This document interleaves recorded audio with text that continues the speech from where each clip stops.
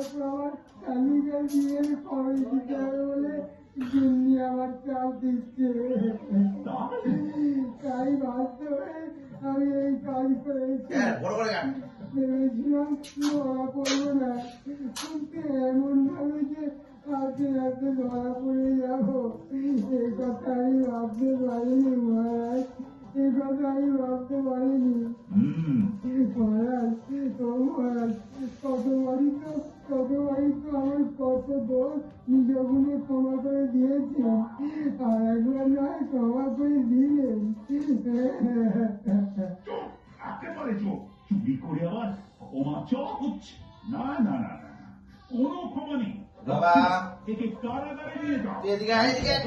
এর বিচার করো। আর কারাগারে এনাকে ছুড়ে দিয়ে কেলে পচাকে মুক্তি দিয়ে দিও।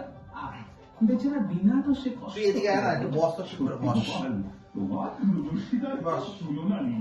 সত্যি তুমি ধন্য, ধন্য গোপাল। নগণ্য মহারাজ। হ্যাঁ, উপরে দিয়ে দিলে মানে ভালো হতো। দাঁড়া, এসির উপরে দিয়ে দিই। হ্যাঁ, সাদা সাদা ভালো লাগে। হ্যাঁ।